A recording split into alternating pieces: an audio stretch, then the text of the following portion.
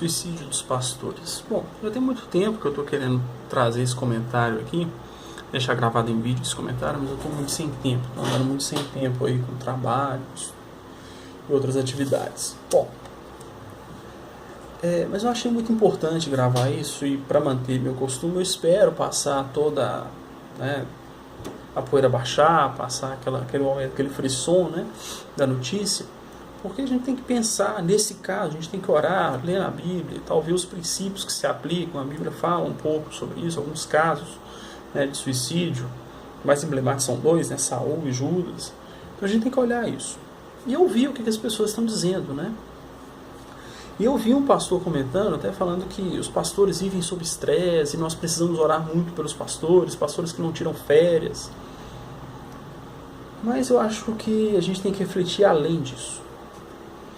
Porque, na verdade, férias, estresse, isso... E essa concepção de que a gente tem que tirar férias é recente, tá, gente? Isso é recente. Isso é coisa da modernidade, tá? Em toda a história, o ser humano trabalhou de domingo a domingo, de sol a sol, né? O dia de descanso é introduzido na cultura judaica, né? E vem pela cultura cristã. Tá? E era um dia de descanso, não tinha férias, não. Esse negócio de 30 dias é construção da modernidade. Não estou dizendo que é ruim, não, tá? É importante. Tirar férias, passear e tal é importante. Ter um tempo de família é muito bom. Né? Se a gente for olhar o mundo, a gente fica só trabalhando. Mas a questão, gente, é o seguinte: é de sentido da vida. Se você tem um sentido na vida, o suicídio, na verdade, ele é conceituado quando ele acontece quando a pessoa olha para a sua vida e chega à conclusão que não vale a pena continuar. Ela não vê sentido em continuar. Então ela prefere terminar com a sua vida. Né? É importante dizer que eu não sei a situação que esses pastores viviam, não os conhecia, né? Não sei por que eles fizeram isso, não sei quais as angústias especificamente eles estavam passando. Tá? A gente tem uma mania no cristianismo de fazer reducionismos e dizer, não, todo suicídio é pecaminoso e não é salvo. Né? Em princípio até pode-se dizer isso, mas você pode ter questões de, por exemplo, soldados que se jogaram na batalha, né, para ajudar o exército deles, né, para ajudar os seus compatriotas e tudo, e eu não acredito que Deus entenderia isso como pecaminoso, embora seja um suicídio. Né? A mãe que pega lá o último alimento que tem, dá para o filho e morre para que o filho possa viver. Né? Eu não sei se Deus... Não sei, estou dizendo sinceramente, eu não sei se Deus entenderia isso como um pecado e condenaria essa pessoa. Tá? Então existem várias nuances, várias questões que devem ser consideradas. Ok? Muito bem. É interessante que quando eu vi essa notícia, poucos dias antes, eu tinha visto Ariano Suassuna, um escritor brasileiro, né, falecido em 2014, falando sobre esse assunto. Ele dizia que suicídio é o único problema filosófico realmente relevante, exatamente pelo que eu disse. Porque é quando a pessoa olha para a vida e chega à conclusão de que não vale a pena viver. Portanto, é claro que você tem que orar pelos pastores, a Bíblia ensina isso, a Bíblia ensina a orar por todo mundo. Né? Mas você não tem que orar para o pastor para ele não cometer suicídio, você tem que orar pelo ministério, tá? Pela salvação de almas, para que o Senhor dê graça e autoridade aos pastores, para anunciar o Evangelho, para ensinar essa doutrina. Essa é a nossa oração que a Bíblia nos ensina. Tá? Eu acho que a reflexão tem que ir um pouco além disso. Tá, nesse sentido de vida. Poxa, como assim, né? Pastores que não tinham Jesus como seu sentido de vida. Se você é um leitor mais atento da palavra de Deus, você vai ver, principalmente em Eclesiastes, mas Provérbios também vai tratar um pouco disso, na efemeridade da vida. A vida na Terra, a vida humana, nesse plano terreno aqui, realmente não faz sentido. Mas em Cristo, nós encontramos o sentido da vida. Em Jesus, nós encontramos o sentido da vida. É o que Jesus fala em João capítulo 10, versículo 10.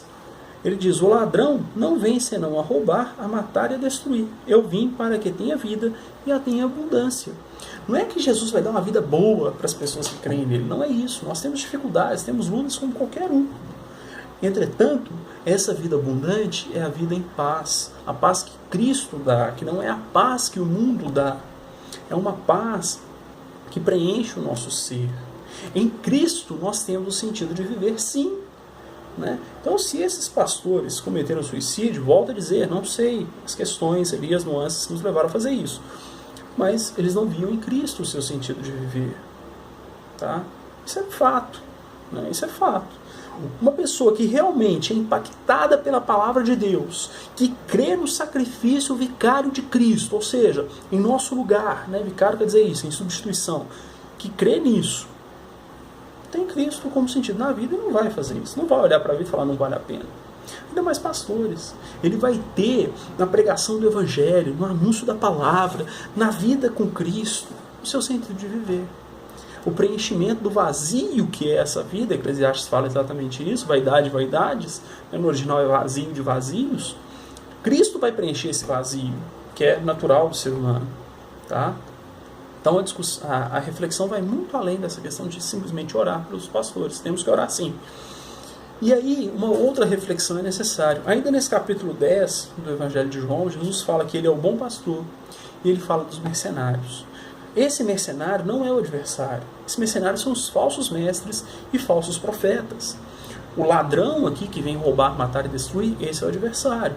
Tá? O mercenário foge quando vê o ladrão vindo, né? Mas Jesus coloca como bom pastor.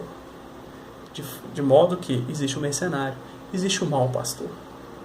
E nós precisamos refletir sobre isso. Eu acredito que, em boa parte, o fracasso do cristianismo hoje se deve a isso. Líderes que são falsos mestres, falsos profetas, que estão usando do púlpito apenas para se promover, que veem no ministério apenas uma carreira, como tantas outras, e aí ele olha e não vê sentido, porque aquilo é apenas uma carreira. É muito comum a gente não ver sentido no trabalho que fazemos e tudo mais. Né? Isso é muito comum. Eu acredito que possa ter acontecido isso com esses pastores, pode acontecer com vários outros que não têm em Cristo o seu sentido de viver. Líderes, cantores, né, gospel, que não têm o menor compromisso com Deus, isso tem acontecido. E o que me assusta é que nós estamos tomando esses líderes, essas pessoas que não têm seus corações na palavra de Deus, como nossos líderes, como nossos pastores. No Salmo 23, Davi diz assim: o Senhor é o meu pastor. Davi está dizendo que Deus é o pastor dele. Não quer dizer que é o pastor de todo mundo. Se é o pastor dele, significa que tem outros pastores. E muitas vezes nós estamos tomando outros pastores como nossos pastores. Outros líderes, cantores, celebridades, o dinheiro, ideias, filosofias, que não vão trazer sentido na vida. E muitas vezes decepcionam, né? Você vê cantores aí que tomaram as suas carreiras apenas como carreiras, cantando músicas gospel. Quando se decepcionaram, simplesmente saíram falando mal, depois veio pedir desculpa. Você vê aí moças, né, jovens, que fazem e acontecem, que vão para lugares que não deveriam, que não condizem, né, com a fé cristã, dizendo que na verdade foram ali, tenta criar uma situação de santidade, tentam dizer que estão fazendo a obra de Deus, quando na verdade estão simplesmente procurando seus interesses. Esses são falsos mestres, são falsos profetas, são falsos ensinadores. Por quê? Porque veem a sua vida cristã apenas uma carreira, naquilo que fazem. Graças a Deus, eu sempre tive o privilégio de estar em ministérios compromissados com a palavra de Deus. Cresci em um lugar que tinha pessoas, professores, compromissados com a palavra de Deus. Estou falando de igreja local, tá, gente? Compromissados com a palavra de Deus. E hoje também eu estou em uma igreja, né, que tem pessoas assim, compromissadas com o ensino, compromissadas com a palavra. E a reflexão que eu quero deixar aqui para você, meu querido amigo, é que você também entenda isso. E busque estar no meio de pessoas compromissadas com a palavra de Deus. E ore para que o Senhor dê a direção aos pastores, aos líderes cristãos, para que também transmitam essa herança e que a igreja continue sendo liderada por essas pessoas. Porque pessoas que não têm Cristo como sentido de viver, que o coração não está na palavra, o que elas vão ensinar? O que elas vão anunciar? Que fé é essa que está sendo anunciada? É por isso que hoje o cristianismo é motivo de chacota. Precisamos lembrar que os nossos irmãos da igreja primitiva foram às arenas, porque eles tinham uma fé inarredável, gente, uma fé inabalável.